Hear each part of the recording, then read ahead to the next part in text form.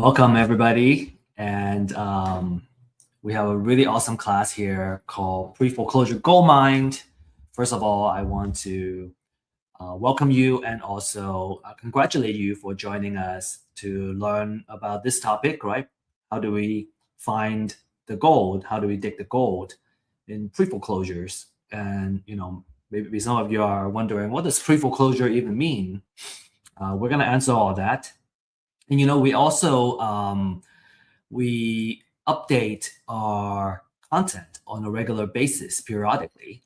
And what we have added now is some recent case studies, which I thought is going to add a lot of illustration, right, to kind of show how exactly a deal gets done, along with some illustration of the concepts. And we hope you enjoy it too. So now, without further ado, let's get started. We have quite a lot of content to go over today. So talking about pre-foreclosure, we need to understand foreclosure auctions. So at foreclosure auctions, depending on where you are, it could happen every month, or it could be every week as well, depending on what state you're in. And it allows the bank or tax authorities to auction off properties that are late on payment. And this is, a great place to get deals. You get 50 to 75% off of the market price. We personally know folks that are buying houses at 35 cents to $1, and it's a really, really good deal. If you haven't been to a live auction, I highly encourage you to join one and experience it yourself. It is a big event and a true sight to be seen. And depending on how your county organizes it, some could be online. If it's in person, I think it's a better experience. There could be multiple trustees kind of auctioning off these houses at the same time, so it's kind of like a circus. And things can be pretty chaotic too. And so now, if you are serious about bidding at these auctions, we have a class on foreclosure and the top 10 tips on what you need to know in order to win these bids. And in this case, if you are interested in bidding on the property, you have to find a trustee and make sure you don't miss it when the trustee is auctioning off the property. Now, also, if you are participating in these auctions, you have to be ready to pay on the spot to when you win the bid. And what you need to do is to have a whole bunch of cashier's checks. You kind of need to have that capital in place in order to bid at the foreclosure auctions. It could be a little bit more capital intensive for beginners. And I have a video I'm going to show here just kind of show you what a live auction looks like. And excuse the audio, the low audio volume. Okay, so that's all I had. Now, what was happening is that the lady was announcing a disclaimer before the auction starts. It was loud and it was hard to hear. And people usually come prepared. You kind of see folks either with their laptop or printed out a big spreadsheet. They already did all their homework before they come to the auction. And they already know which property they're going to bid on. And this auction happens at different locations in that kind of area. And so you kind of need to know where to go, where the trustee is, and kind of go to them when it's time to bid.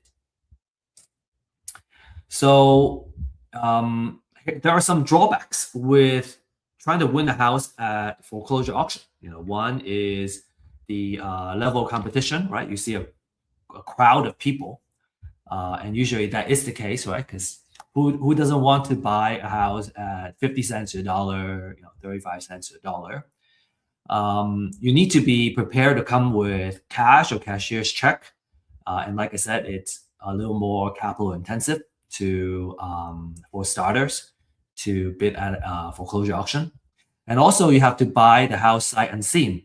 So you want to do a lot of due diligence ahead of time. Like we actually went drive to a house that was going to a foreclosure auction, and it was just a lot. Like there's no house on there anymore. So you're taking on some risk, and you have to know what risk you're taking, and what you need to do to kind of mitigate some of that risk. Like that example with the house not being there anymore. If you end up buying putting on a big bid, right, a lot of money to buy the house, just to realize that there's no house there, you stand to lose quite a bit of money. So just be very mindful, right? And if you find the rehab budget is not what you anticipated, let's say the house is there and it was a big rehab budget, it would be too late to back out of the deal. Okay. So for those reasons, we also like the pre-foreclosures. And what pre-foreclosure is that we are buying the property before they hit the bank foreclosure. Okay, so maybe the seller already, and actually that is the case, that the seller have already received notice that their house is gonna get auctioned off due to lack of payments. And instead of the house going into the foreclosure, we buy it before the foreclosure date and kind of get the entire process stopped and acquire the house.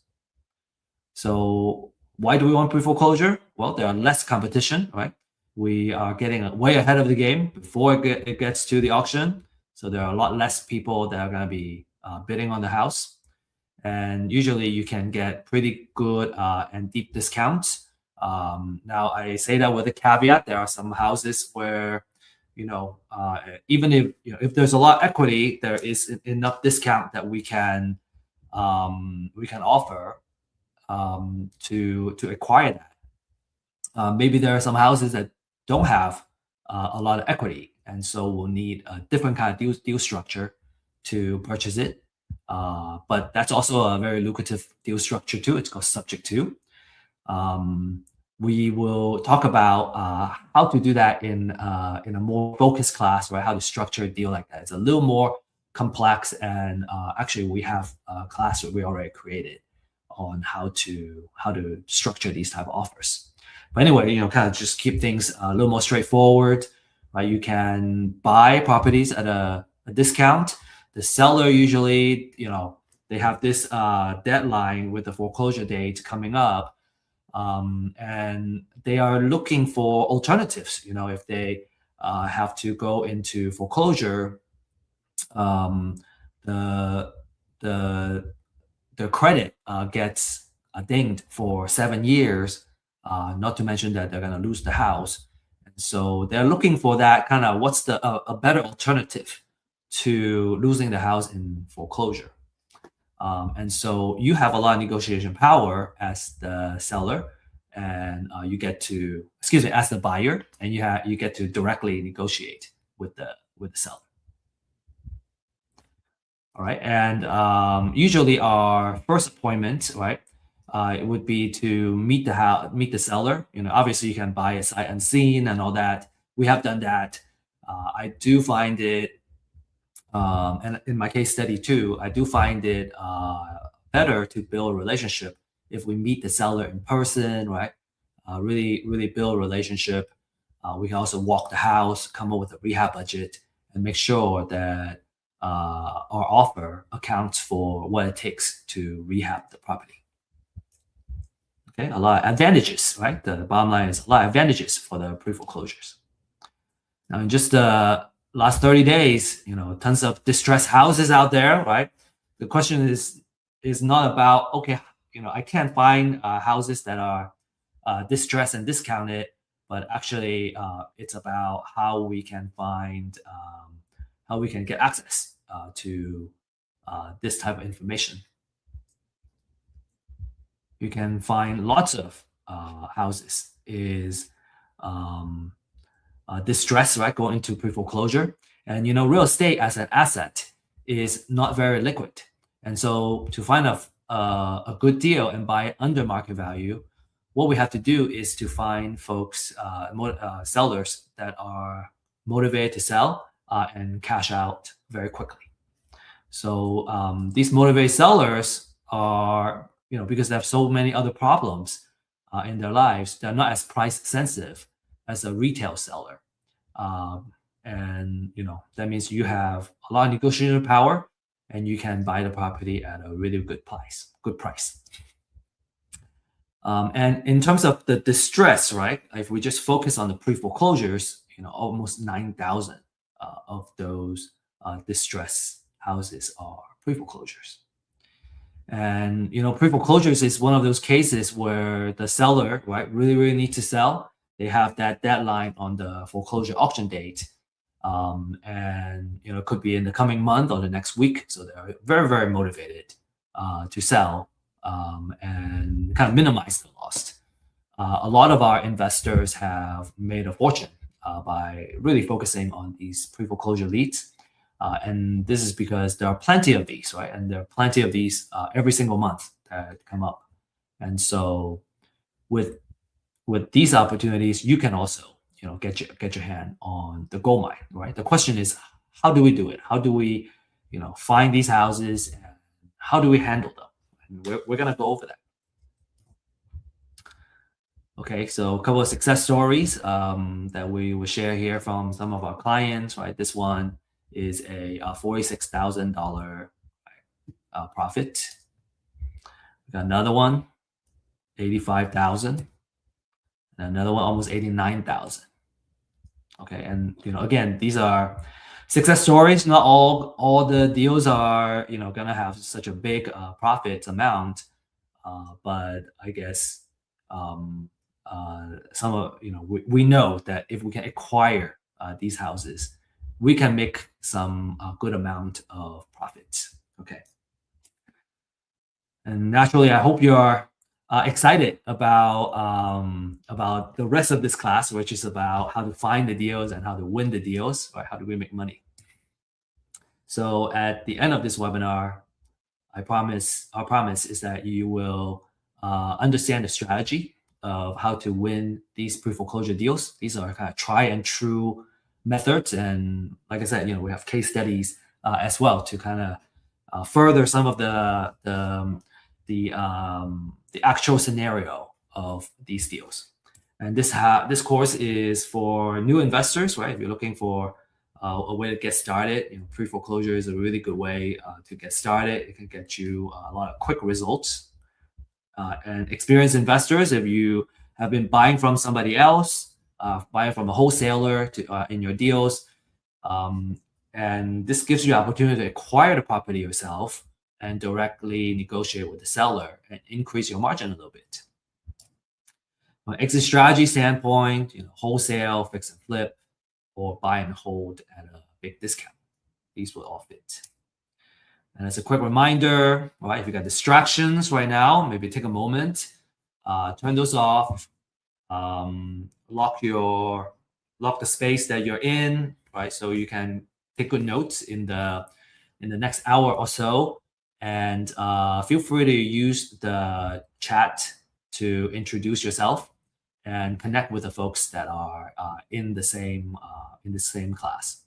I have found that turning off notifications, right, and kind of removing distraction, taking good notes is really crucial to kind of being present and make the best out of our time. Like we already made the time here. And so if we want to maximize, what we're going to get out of this hour, let's do our best to pay as much attention as possible. Okay, let's make an effort. And as a disclaimer, right, all the information here presented is for educational purposes only, right? Always do your due diligence when it comes to investments. And we don't offer investment, financial, or legal advice. Okay, only kind of knowledge sharing, experience sharing. Quick quick info about myself. I had more hair back then, and now, I'm an executive partner of Real Estate IQ, and over the years, kind of acquire some expertise in, I think, what's translatable for this course is our marketing experience and the real estate data experience. And my background is in science and engineering, and I was always interested in real estate and the kind of passive income power of real estate.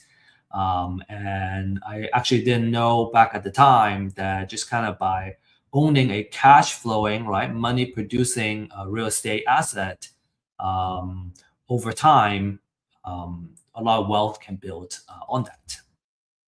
And I share some of kind of the wealth building information in our other class on how to make money and build wealth in real estate. The struggle I had, and I still see it today, is that it was difficult to find the right knowledge, right? How do we do real estate deals? It's a very niche type of knowledge.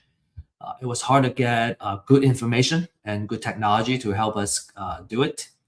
And then it was also hard to connect with mentors and fellow entrepreneurs, because I think when it comes to doing deals, every case is different. And so I always find myself having tons and tons of questions when we're just getting started. And so that was also a struggle.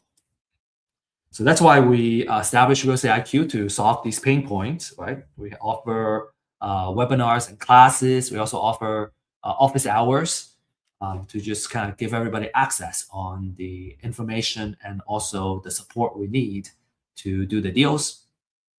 We have shared the deal finding data. We call it distress seller data.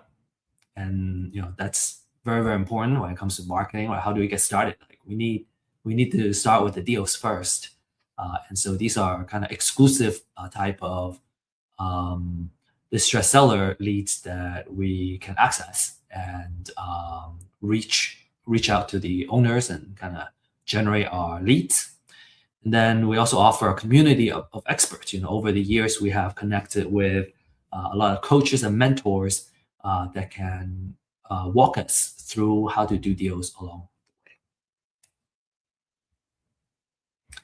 So with all that said, let's really dive into the pre-foreclosure and how to do it. Now, the first thing we want to learn and understand is the foreclosure process, right? How does it work? This is going to give us the context that we need to understand when's the right time to do the outreach and all that stuff. So if we understand the foreclosure process, a lot of times we can also add a lot of value to these distressed homeowners, because they are very stressed, right? About, oh man, my house is gonna go into foreclosure. What am I gonna do? Well, this is the process. The typical process is that the borrower, right? Borrower is typically the same person as the homeowner, and they have more than 120 days of delinquent payments. And when that happens, so about 4 months, right? So when that happens, the lender will all order the trustee to send a letter of demand. And when that letter of demand is sent, the borrower has at least 30 days to pay back the delinquent payments. Or a notice of default and an intention to accelerate will get filed. After that 30 days, or after that curing period expires, the lender will file a notice of sale with the county, and this will happen at least 21 days before the next auction. So, as an example, if the notice of sale is filed today, it won't go into next month's foreclosure auction because it's less than 21 days, but it would be happening in the month after. So at least 21 days before the next auction. And then the property gets auctioned at the courthouse steps, between 10 a.m. to 4 p.m. It could also be online, like I said earlier. And so it will either sold to the highest bidder, or it would go back to the lender or the bank and become an REO. REO stands for real estate owned or bank owned property.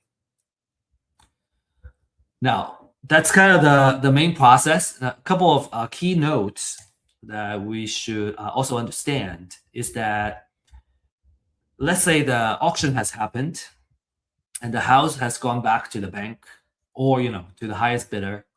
If the lender didn't recoup all the money that was on that mortgage, then the lender can still go after the borrower. What they would seek what's called a deficiency judgment on what is not being paid off, so they can continue to go back to the borrower, right, or the homeowner, which is a very bad situation for the homeowner. They lost the house, and now they stand to owe more money to the bank.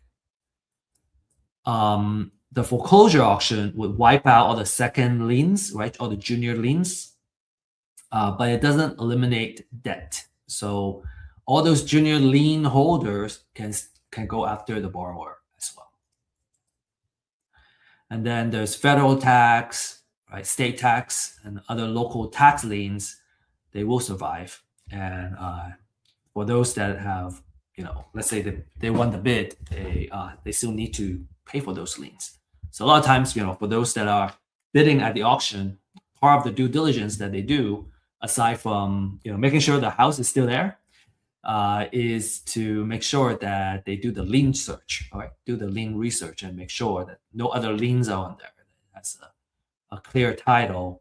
Otherwise, they win the bank lien, right? The lender lien, the mortgage lien, but they still owe other taxes. And you can still, not to say that, like, let's say it owes some tax liens, it may still be a good deal. I would just kind of subtract it from the highest bidding price that we bid on. So kind of the idea is, always do good title research. Okay, so that's kind of the aside, right, on the foreclosure process and some facts about the foreclosures. Okay, so next, let's talk about what properties are going to the foreclosure. Okay, so that's a really important topic. The one thing that you can always do is get a list, right? You can purchase a list, and there's a pre-foreclosure list. These are about to be foreclosed, and market price $200 to $300 a month.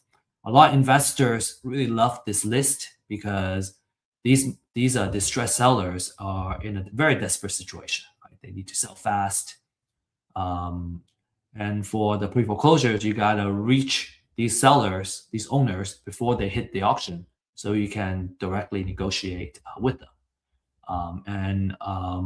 Through my experience, I find that there is different ways to work the deal, and so the sooner we reach them, the more time we will have to kind of work with them on how to structure a win-win deal, and it's just more advantageous if we can reach them quickly. Another kind of like a pre-foreclosure type of list is called the appointment of substitute trustee. So, we have some savvy clients, and this is something that we created because of their request. What this is, okay, short answer is that this is a list that's before it hits a pre-foreclosure list. And the process of it, right? Remember on the foreclosure process, we talk about the lender will ask a ask the trustee to file some paper, right? Letter of demand and all that.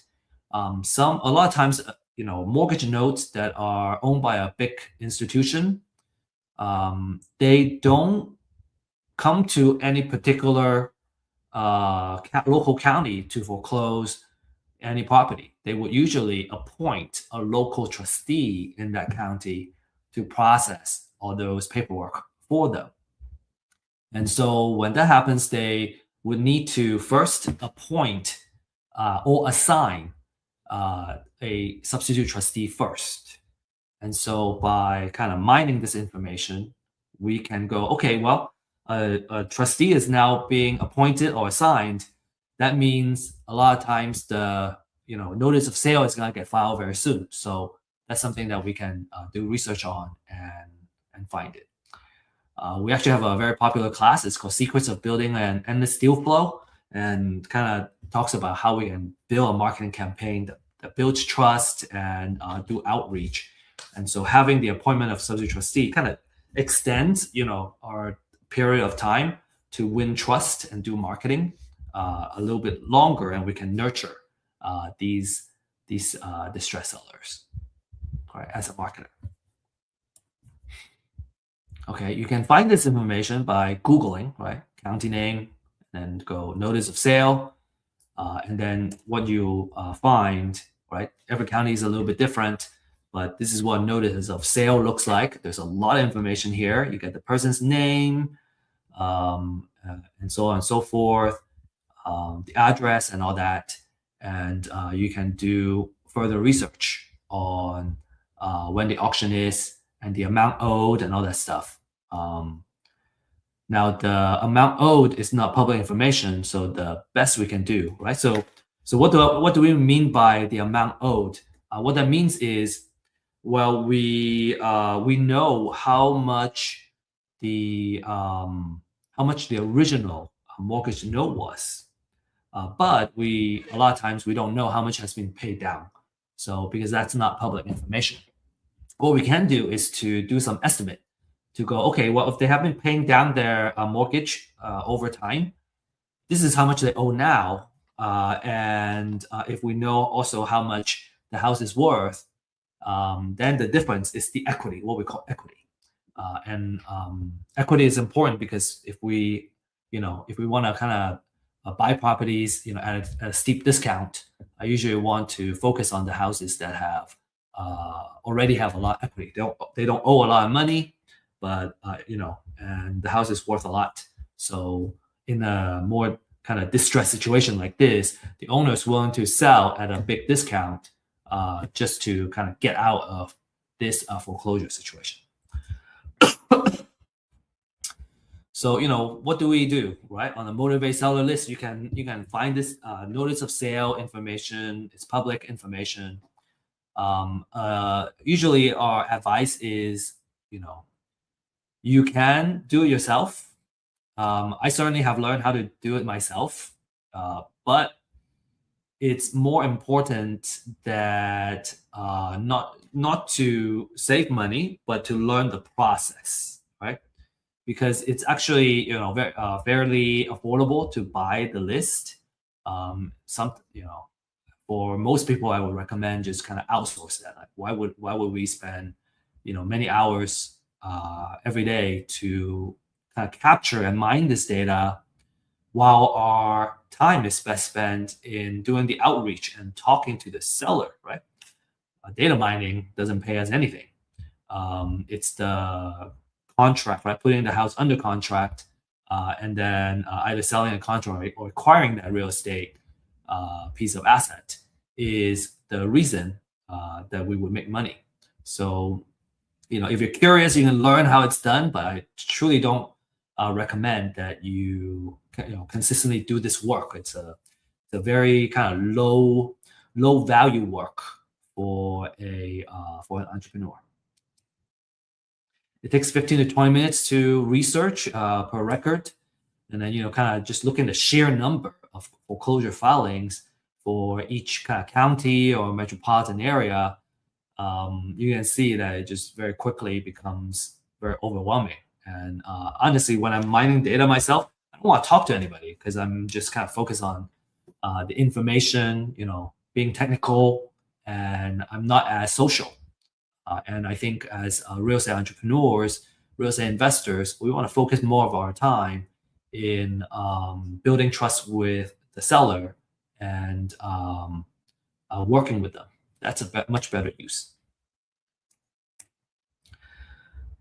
So it's also important that we pay attention to the quality of these lists, right? We want to know how frequently it gets updated, right? And we call it the freshness of data, especially for pre-foreclosure because it's so time sensitive. I want it as fresh as possible, right? That's going to give me my first mover advantage. A stale list, which means it's not updated very frequently, is no use to us for the pre-foreclosures at least. You want to understand the extent of the research and the accuracy and all that. And a couple of key elements that we want to look for in a list is that, okay, I don't want to know the borrower information, right? That's mortgager. Mortgager is the borrower information. The mortgagee is the lender, trustee, right? I want to know the address and all that of the property. And then, the stuff on the right is also very important. I want to know the financial information, like the equity and equity percentage. Like I said, this is mainly an estimate, because the unpaid balance is not public knowledge. It's only an estimate. But we would research a lot of this information, and it's kind of something that we can leverage right away, and we can use it as a filter, and then we can focus on just the ones with the type of equity or the type of loans that we want to work with. Okay, so then let's say you get get the list. We want to focus on a more manageable list, so we can filter it down. And a lot of times, the leads are quite expensive, but because we can acquire and we're mining all these data ourselves, and you can get access to these leads at a pretty affordable price. And so because of that, you can afford to kind of really focus on the type of leads that are most valuable for you. A couple of things that people like to filter on is maybe it's the address or the zip code that they want to focus on. It could be the, what's the assessed value or the appraisal value. Sometimes you don't want to go above a particular value, right? You want to focus on a particular sweet spot in terms of the pricing for you. It could be the type of equity. Maybe I want, really steep discount, and I want to focus on a particular type of equity, high equity. Or, the folks that want to do a subject to, maybe they want to have lower equity and just kind of focus on those. And you can also always do that. One thing I do want to mention is that when you have a smaller list, right, where you kind of filter those, now you have more marketing budget to market to each lead. As an example, let's say I have $1,000 a month of marketing budget that I can spend. If I focus on 100 leads, that means for 1,000, I can put $10 to market to each lead, right? So I have for $10 budget, I can do a lot of things. I can text, I can call, I can email, I can even send a few letters, right? Direct mail letters. Because $10, I can do a lot of things. But if I have $1,000 marketing budget and I have 1,000 leads I'm trying to market to, well, I only have $1 per lead. So I know I can't send out a direct mail because that's just one letter that already burns all my budget. And so, just as an example, maybe you want to spend more than $10 per lead, or you want to spend like $20 to market to each lead because you have such a nice filter list. So that's something to kind of pay attention to. And frankly, if I were to spend $20 per lead versus somebody that is spending $1 to market to a lead, I know I'm gonna win out because I'm gonna have much more ways to reach out to the same lead. Right? I hope that makes sense. Marketing is kind of, maybe to kind of make a comment coming back here is that when it comes to marketing budget, right? Marketing is kind of like a war, right? if I have more money to throw at something for a particular lead, I'm going to be more likely to win that lead than someone else that is spending a lot less than me. And so that's a comment I wanted to make. Okay, so let's talk about the marketing campaign, right? How, now we know who they are, right? We have a focus list. What do we need to do next? Well, let's talk about marketing campaign, right? How do we reach out to them? How do we win their trust? So if you enjoy this segment, make sure you take our class on the secrets of building an endless deal flow, right? We really focus on the actual marketing side of how to use our data. Okay, so one very common technique is called door knocking. So you show up at the door, you talk to them in person, and because you get that face-to-face time, you can build trust very quickly. And of course, the effectiveness of your campaign, really depends on the quality of the list, right? You want to make sure that your list and your data is fresh. You want to make sure that you get the information as quickly as possible, and that it's right, it's accurate. And so door knocking is like super sensitive, I think, in terms of making sure you have good data. And let's see, to be successful, you need to have an ability to kind of strike a conversation, right? Be likable very quickly, and you also need to have a thick skin. Some people may just shut their door in your face. We have done that, and a good door knocker would have no problem with rejections. And so if you are, someone that's extroverted, right? You have maybe kind of door knocking experience from from other industries, like this is certainly something that it's going to work out really well for you. We have clients that have really good door knockers, like they have found a lot of success in buying properties, in acquiring these properties. We have an app called dealsnearme.io. That's something that you want to look into. It's in alpha, I think maybe beta phase now. And what it does is that it allows you to look at the app and look at the map and kind of see all the houses that are or have been in foreclosure near you. So you can drive and see the property. You can kind of also drive around that neighborhood and just kind of learn about the neighborhood that are around you. Real estate investment and real estate can be very local. And so that Deals Near Me app really allows you to learn about your neighborhood, drive around, kind of see what a pre-foreclosure house looks like. And also you can obviously use it to plan your door knocking route. And then you can knock on the doors and, introduce yourself as a neighbor if you live in the area. So really cool app that I want to highly recommend you to check it out and learn how to use it and give us some feedback also. Now, of course, door knocking may not be for everybody. I highly recommend that you try and do it, no matter if you're an introvert or extrovert. I think it gives you a lot of kind of learning and context. And by talking to them, you kind of understand how they feel. You can learn how to work with these type of distressed owners. If you're a little more introverted, maybe cold call is a little bit better method.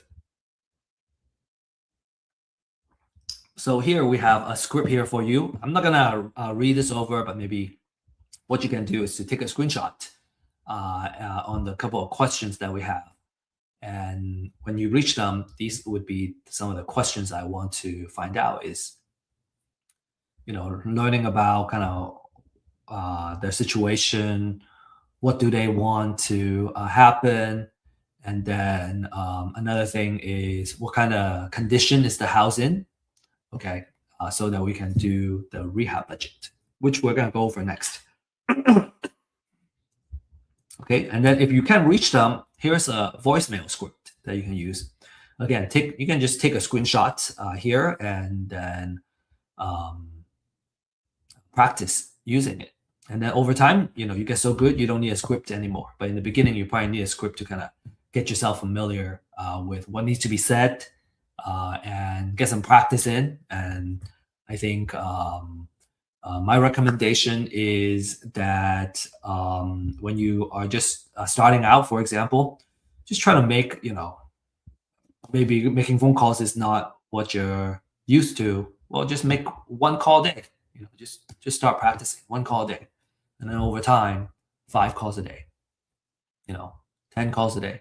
Make sure you have one quality conversation. We're kind of getting to a point where we know that if you can make one high quality conversation a day and capture the information you need to kind of move on to the underwriting and making offers, you're gonna get a set number of deals every month.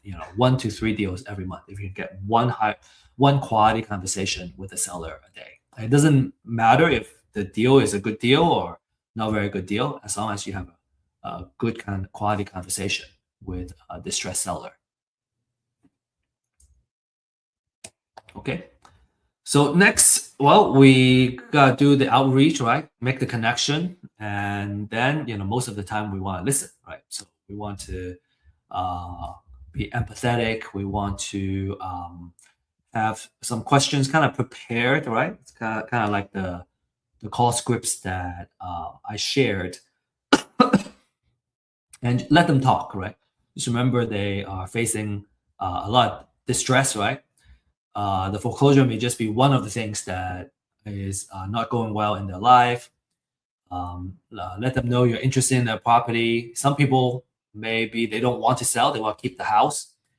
My approach is I help them work on solutions of keeping the house too. And if they don't want to sell, that's okay. At least I'm helping somebody. And if they have exhausted all the options and they want to sell, hopefully we have built enough goodwill that they would think of us first. And obviously, if we're out there trying to help somebody, we also feel very good with continuing to do this, right? It kind of feeds our spirit and our soul. So what other things do I want to share here? I think it's important that when we can get in touch, is that we are able to capture the information, say the condition of the house and all that. Why are they selling? How much do they want? And why do they, what's the reason, that's the pricing that they're looking for. And then understanding the condition of the house. Now, of course, if you say you're door knocking, you can actually see the house and its condition right away. So you have a good idea of what that property looks like, what it takes to rehab the property. And if not, you may want to arrange a meeting so you can see the house. So next, I want to just talk a little bit about the funnel and how we set up our stages. Okay. So if I were to set up a CRM, this would be the 10 stages that I would set up. And this would be kind of the different steps of how we handle a lead, right? So at first we have a distressed seller leads, right? That would be, say, the real estate IQ leads I get. I know that they are distressed, but they're cold because they don't know me. They don't know what solutions are available. And they don't want to do business with me yet. So that's stage number one. And then we'll do outreach, right? So we filter out the list. We'll do the outreach. Excuse me for the allergy. And after we do the outreach, we'll receive a response. Either they say yes or they say no, go away. We leave them alone if they say no. If they say yes, then we can schedule a phone appointment. So in stages 1 and 2, they're cold leads, right? They don't know us. But from 3 and 4, they're warm leads now. And now if we're able to schedule a phone appointment, now we have a hot lead, right? We complete the appointment, we talk to them, we gather the information that we need. Now we have right? If we have a quality conversation, now we have a hot lead. And a lot of the cases, we may want to get their mortgage information as well, right?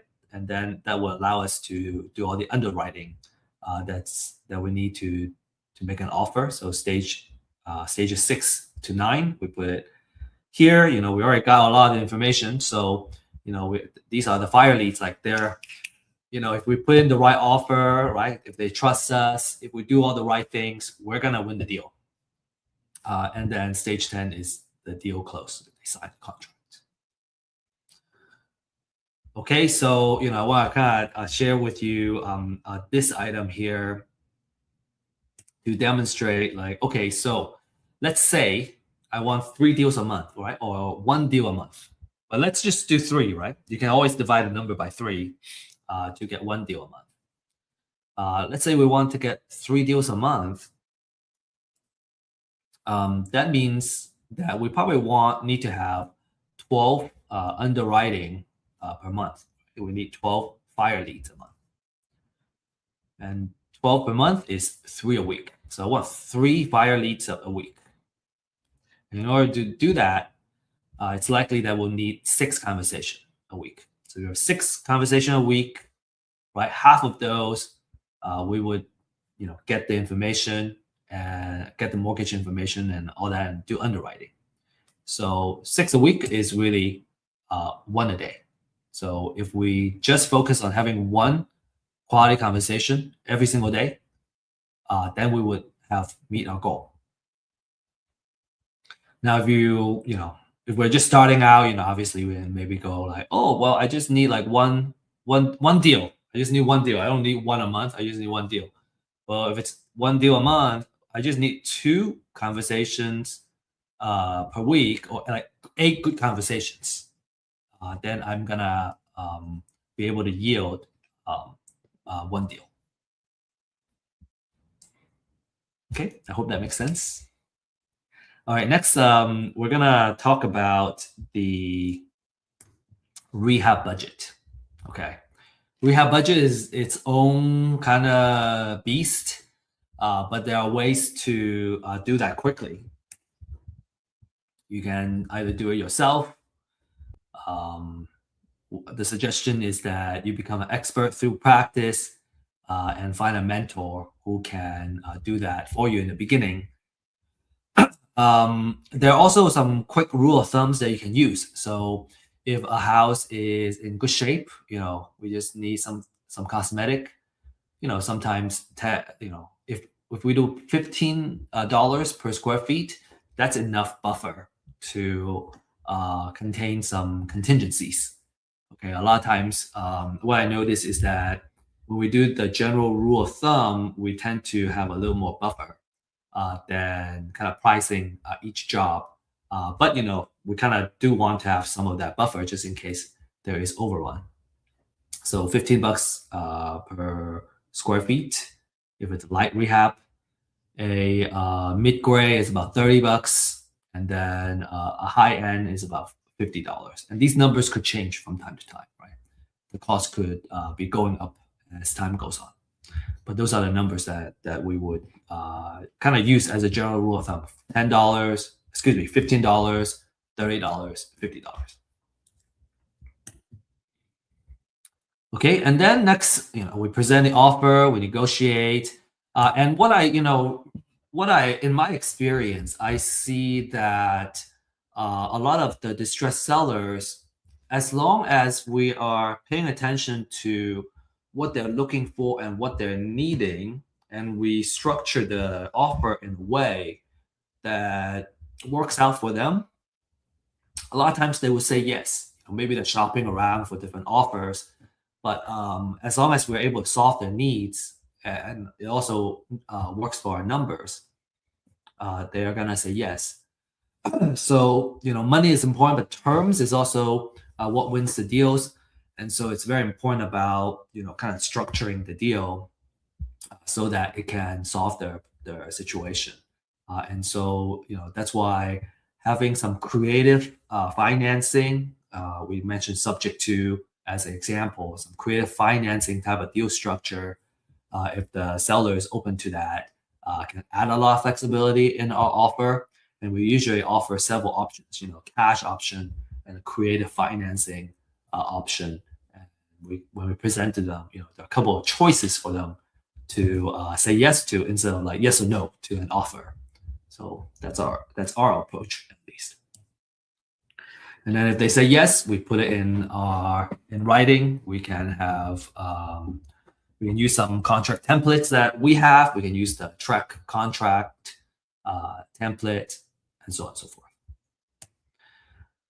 Okay, then let's say we put it under contract. Then we put it. Then there's maybe if we're gonna acquire, we're gonna need to figure out the funding side. But for sure, we're gonna need to be aware of potential title issues. And here we see it's very important to have relationship with investor-friendly title companies, right? The title companies that knows and understand how it works, how to work with investors. They're proactive in solving title issues. They have in-house real estate attorneys, and they understand owner finance and subject to, and so on and so forth. And then the last thing is closing, right? There will be last minute issues that may come up and that need to be addressed. So if you have a good contract and you already have trust established with the seller, you're gonna go through that final stage quick, kind of smoothly and close the deal. And now you won the deal.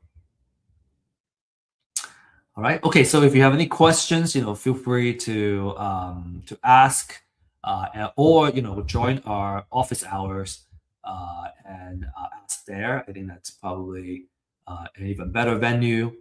And towards the end of this talk, I'm going to be sharing with you some events that you should be joining.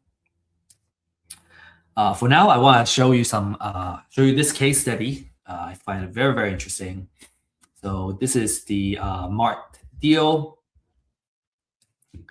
This is a deal in the city of Mart. What was interesting and kind of caught my attention was that it was sitting on 20 acres of land, and the land is in the opportunity zone, which is a designated area where if you invest money in the opportunity zone, there's a lot of favorable tax treatments that you can benefit from. So that's what got our attention at first. And the owner comes from pre-foreclosure. He owes about $3,500 in back mortgage, right? So he was behind. Talking to him a little further, he wanted to sell. He bought it. I think about 10 years prior. 10-12 years prior, and he still owes money. Turns out the mortgage that he has was a very high interest rate. Was 9% or 10%, something like that.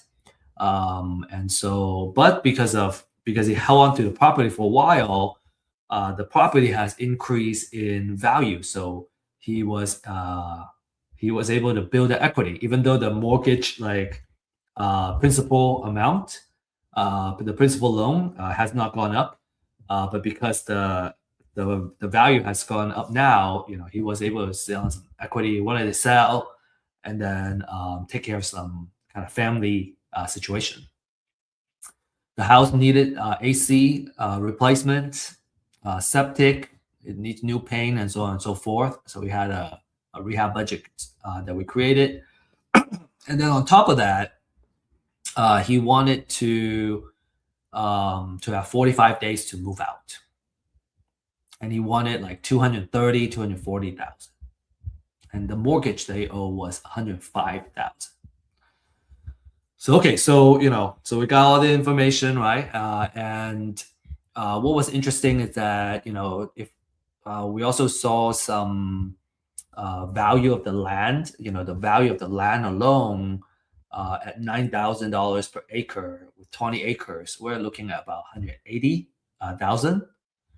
So that kind of made the deal very interesting, because if you want 230 to 240 and the land itself is worth 180, maybe there's some margin there for us.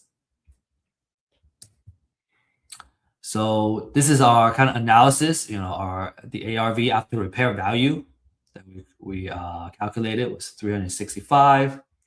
We do the 70%, right, rule of thumb. 70% of that is 256. The rehab, we estimated $30 per square feet, which is about 41,000. Subtracting that, we came back with 215. So close to his 230, but not quite. He ended up accepting the offer. So we acquired it. What are some dramas? Some drama was prior to closing. Well, number one is the closing date had to get delayed because we had to get financing, and the lender needed more time to complete the appraisal, everything. So closing got delayed. And then for the 45 days of staying back, we structure a lease back in the contract. So we held back some money from the 215 offer, and then we would pay them back. We would charge them rent during those 45 days. A negligible amount of rent, but we set it up so that beyond the initial agreed number of days, the rent gets much higher. So it creates incentive for them to kind of move out, because we need them to move out to start the work. And then we also found that during closing that the seller had other liens against him that he had to agree to kind of negotiate and get paid out before the closing could happen. And all of that needed to happen before the house goes into the foreclosure. So it was quite stressful for the seller. But all said, everything got done. We closed as promised. He didn't lose the house, right? He was able to mitigate his loss and got the equity that he wanted pulled out, right, after selling the house, and kind of use the money for what he wanted. He was so happy, he actually referred another deal to us, and we ended up acquiring that deal also. So let's see. We have some before photos. Okay, you see the tall grass, right? This is the gate that drives in. It's right next to a highway. And I don't think I have the layout of the 20 acres, but it kind of looks like a triangle shape. You drive in through here, this path, and then you get to the front of the house. He has this addition here that he built himself that we ended up tearing off. It was not built to code, and it was too expensive to get it up to code. It was not worth it. The ceiling was quite low, so we didn't think that was worth keeping. These are the photos of the kitchen. We ended up, taking that island out and kind of rebuild the kitchen and relay out the area. And you can see the inside is, pretty dark. And we ended up, repainting that and just kind of open up the floor plan. So you're gonna see more photos. Okay, these are the bathroom. So what we see is, okay, there's quite a lot of equity that we can, it does fit the rule of thumb, and so it was worth acquiring. And also the upside is that it has 20 acres of land in the opportunity zone, so we have more potential of doing something with it. So this is one of the bedrooms. There are 3 bedrooms for this house.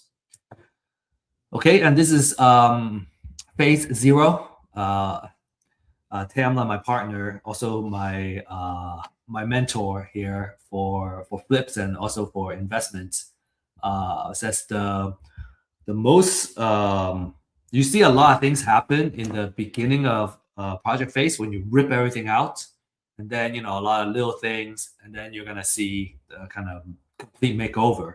So this is kind of the phase of a lot of things getting ripped out. I think she calls it a demo phase.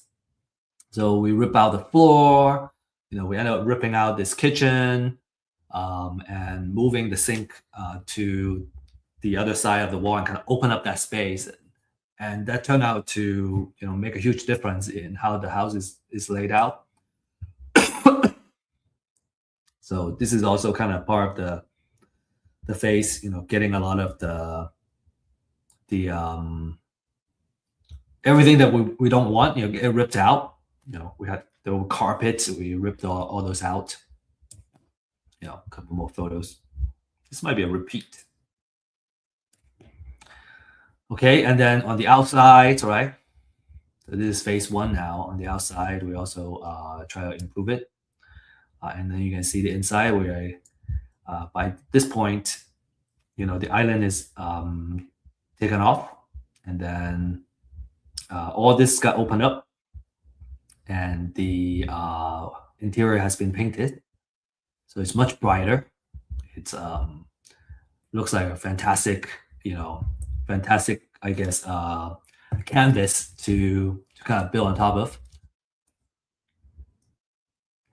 Okay, here, this was the kind of the self-built office, where this hole is. And what we're doing is that we change that wall into a window. It was just kind of open end, it just all opened up. We built a window, and then the next step was to kind of rip off that addition. Okay, this is the bathroom area. Bedrooms. Okay, and then the outside, you can kind of see, well, we painted the gate. We also have taken off the addition, okay, and added that window there. And then we're starting to kind of work on the exterior as well. So inside, we're building the cabinets for the kitchen. At first, we were gonna keep the cabinets, and it turns out the cabinets were very old and flimsy, and so it makes more sense based on the price point that we are selling it at to have a higher quality kitchen cabinet.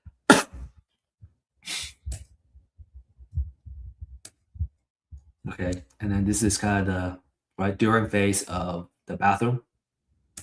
Okay, and it's kind of starting coming together. Okay, phase 3.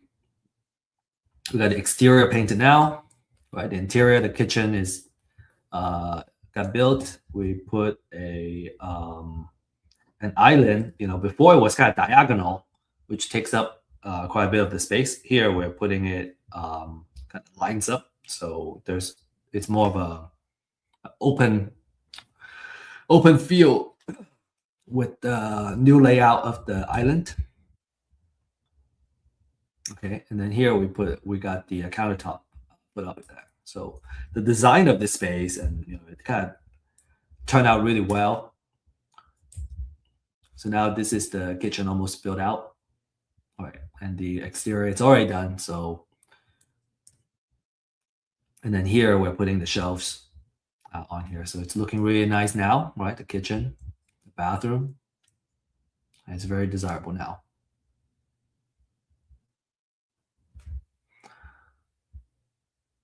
Okay, so kind of the next step is that, we financed it. We financed the purchase, decided to keep it. We could wholesale it too. And then either sell or refi. So the ARV is about 500,000 based on the quality of the rehab that we're putting it. Or we can do a 75% loan, right, to kind of pay it back. And now what we're looking at is, selling the house with a smaller acreage and then keeping the rest of the acreage for further development. So that's our case study.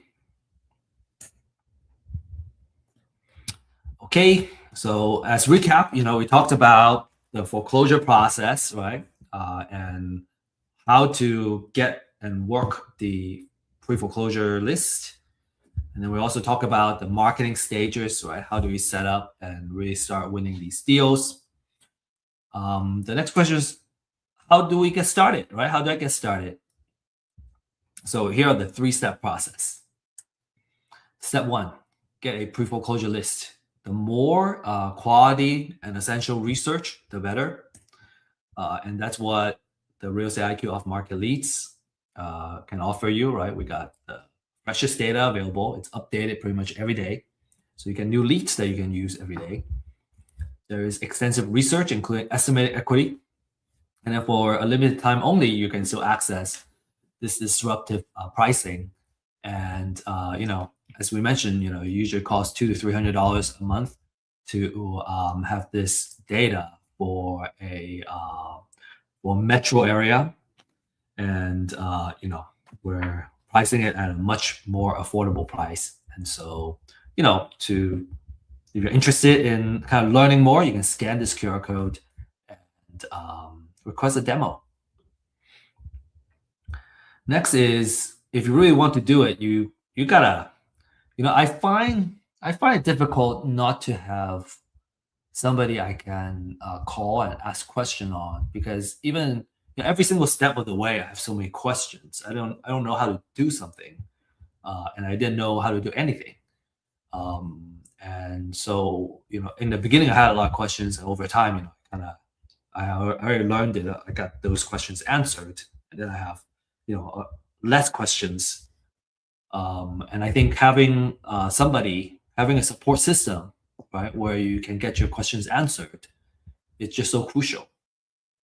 So we have a deal accelerator program. That's why we're offering that for you, and we have a wait list right now. So if you're interested, you can fill out the form and get interviewed and get qualified for the wait list. And then when we are ready to launch a new cohort, we will we'll connect with you, and then we'll get you going. And then step number 3 is doing title research, right?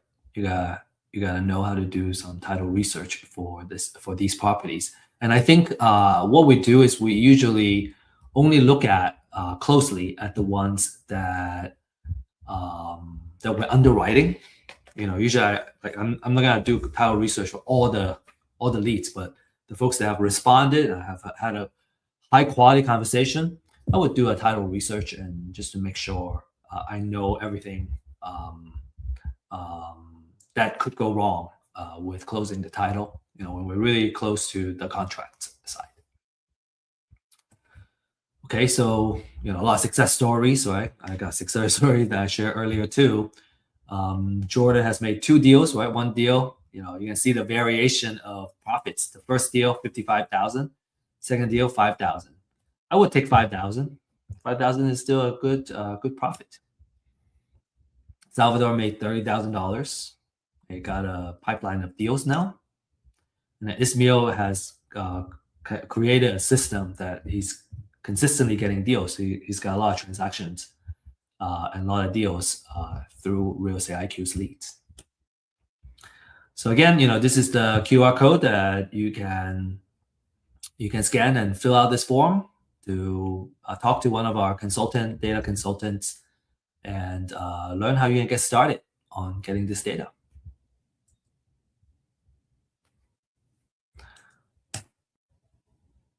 All right, the last thing I really want to invite you to is to join our live stream for deal makers. This is where we showcase real life case studies, right, on the deals that we are working on, in addition to the leads that we are working on too, the hot leads, right? How do we do underwriting?